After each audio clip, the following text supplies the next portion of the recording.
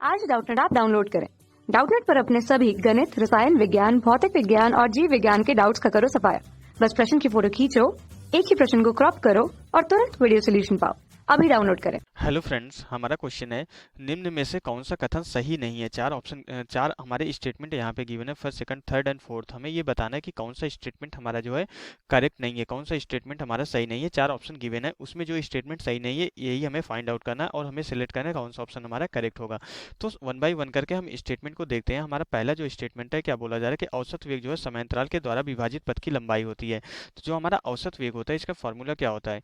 यहाँ पे औसत वेग हमारा क्या होता है? औसत वेग इक्वल टू हमारा जो है किसी भी समयांतराल में जो है जो विस्थापन होता है, विस्थापन डिवाइडेड बाई हमारा क्या होता है, यहाँ पे ये जो है विस्थापन डिवाइडेड बाई हमारा क्या होता है, औसत वेग जो है विस्थापन डिवाइडेड बाई जो है समयांतराल होता है। ये हमारा क्या होता है? ये हमारा औसत वेग होता है।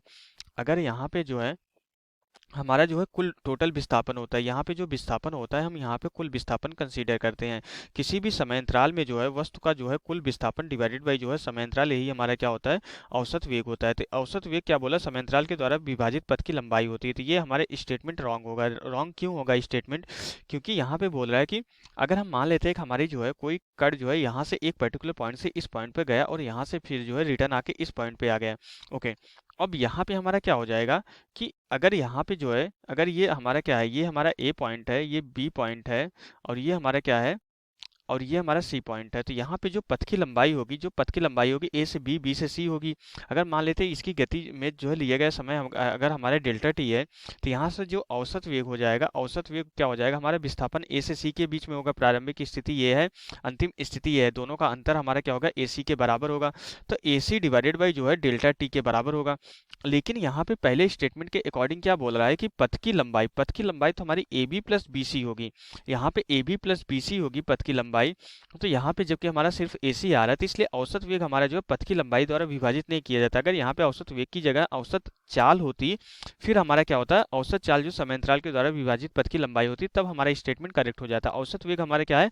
विस्थापन जो है कुल विस्थापन डिवाइडेड बाई जो है लिया गया टोटल समय ही हमारा क्या होता है? औसत वेग होता है। इसलिए हमारा यहाँ पे पहला स्टेटमेंट हमारा क्या हो जाता है? इनकरेक्ट हो जाता है। तो यहाँ पे अगर हम ऑप्शंस को देखें तो यहाँ पे हमारा क्या हो जाएगा कि जो हमारे यहाँ पे फर्स्ट और यहाँ पे जो है फर्स्ट और सेकंड हमारा क्या हो जाएगी? ये दोनों हमारे रॉन्ग हो जाएंगे, क्योंकि यहाँ पे फर्स्ट इंक्लूड नहीं है। जो कथन सही नहीं वही हमें फाइंड आउट करना है। यहाँ पे फर्स्ट इंक्लूड नहीं है, तो हमारा फर्स्ट और सेकंड ऑप्शन क्या हो जाएगा? इनकरेक्ट हो जाएगा। अब अगर हम सेकंड स्टेटमेंट की बात करें तो क्या होता है कि हमारा सामान्य रूप से जो है वेग के परिमाण की तुलना में जो है चाल बड़ी होती है। तो जो चाल होती है वेग के परिमाण की तुलना में हमारी जो सामान्यता बड़ी होती है। यहाँ पे हमारी जो है चाल, जो हमारी चाल होती है, ये क्या होता है? यहाँ पे चाल को हम किससे डिनोट करते हैं? वेग के परिमाण से डिनोट करते हैं। तो वेग का जो परिमाण जो चाल होती है, यहाँ पे क्या बोला जा रहा है? सेकंड स्टेटमेंट हम चेक करें, चाल हमारी क्या होती है? सामान्यता जो है वेग के परिमाण से जो हमारी क्या होती है? बड़ी होती है। ऐसा क्यों? ऐसा किस केस में होता है?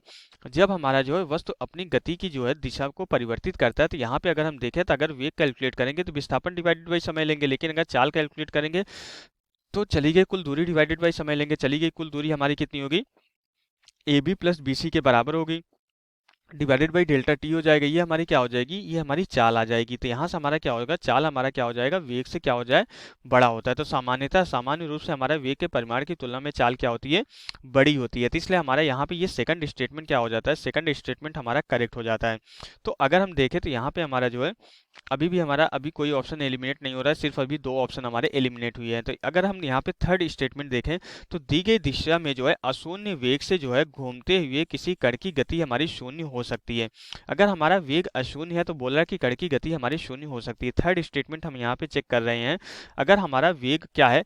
वेग अगर हमारा नॉन जीरो है तो हमारी जो है उसकी गति हमारी अशून्य नहीं हो सकती, क्योंकि वेग हमारा क्या होता है? विस्थापन डिवाइडेड बाई क्या होता है? विस्थापन डिवाइडेड बाई हमारा क्या होता है? समय होता है। विस्थापन डिवाइडेड बाई समय होता है। अगर हमारा नॉन जीरो है तो हमारा समय तो कभी शून्य हो नहीं सकता है। तो विस्थापन भी, अगर हमारा वेग यहाँ पे जो है नॉन जीरो है तो ये कब होगा? जब हमारा जो है विस्थापन जो है नॉन जीरो होगा। मीन्स हमारा जब विस्थापन जो है नॉन जीरो होगा, अगर हमारा वस्तु का कुछ न कुछ विस्थापन हो रहा है तो वस्तु हमारी क्या होगी?